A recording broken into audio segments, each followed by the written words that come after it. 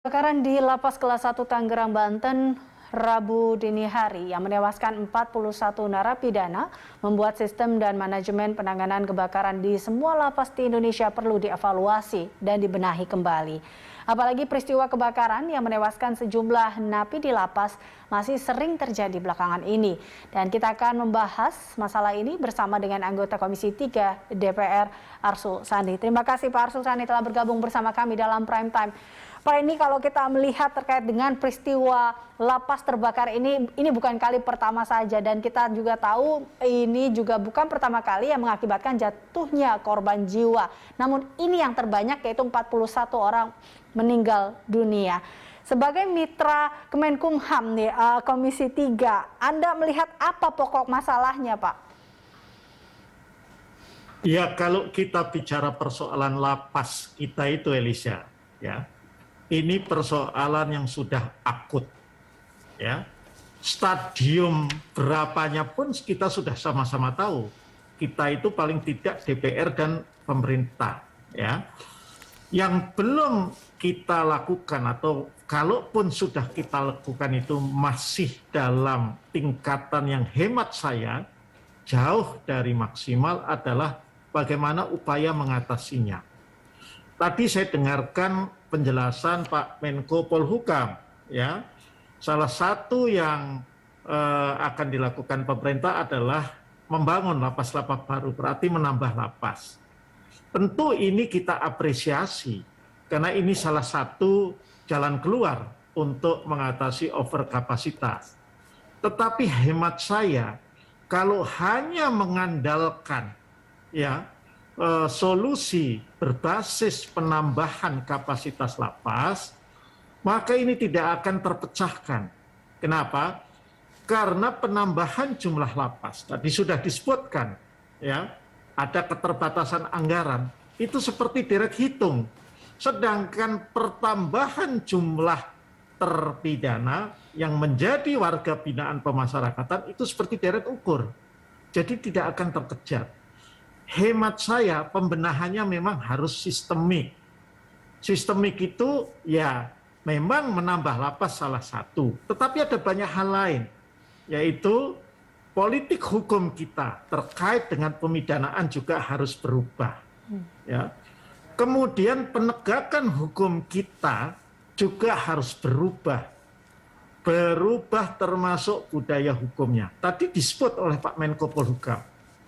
Penghuni lapas kita yang menjadi warga binaan pemasyarakatan itu mayoritas adalah terpidana kasus narkoba.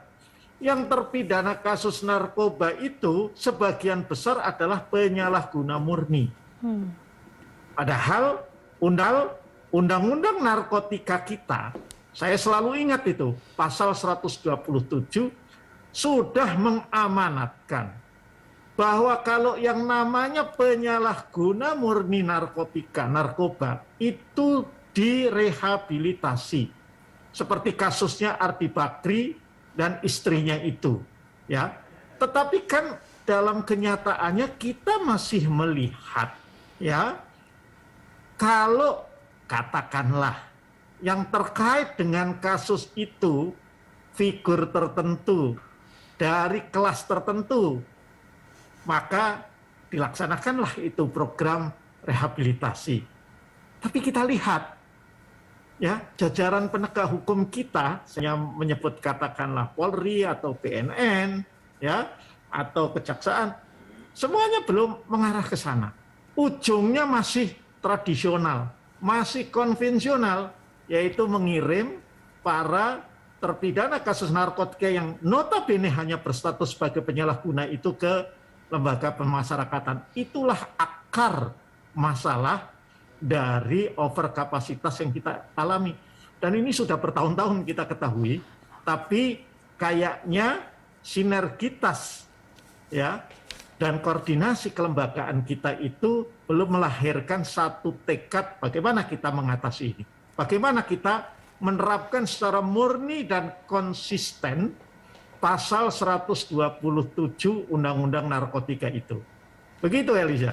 Ya, Pak Arsul, ini menarik ketika Anda mengatakan hal itu, kita juga ingat beberapa waktu lalu sempat mengingat kata restorasi hukum, di mana ini penyelesaian perkara di luar atau tadi yang seharusnya memang tidak perlu masuk ke menghuni penjara atau lapas, ini kan sebenarnya bisa mengurangi kapasitas itu.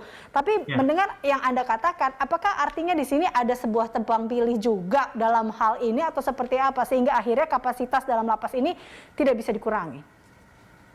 Kalau kita bicara tebang pilih tebang dalam penegakan hukum kita, itu kan memang kita tidak bisa mengelak bahwa itu tidak terjadi, itu ya. Itu harus kita akui masih terjadi. Karena itu cuma kan untuk apa juga kalau kita menangisi mempersoalkan hari kemarin, yang harus kita tatap ya terkait dengan ini, persoalan ini adalah ke depan.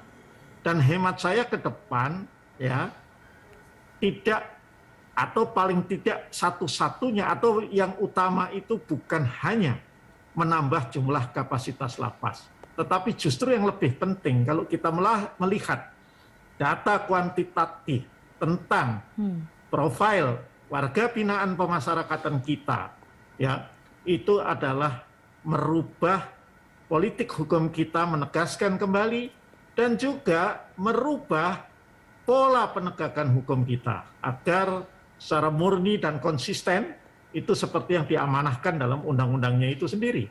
Itu. Oke, baik. Nah ini juga terkait dengan sistem dan manajemen lapas. Ini apakah juga perlu dibenahi, Pak? Kita akan membahasnya lebih lanjut lagi usai jeda. Pemirsa tetaplah bersama kami dalam Prime Time.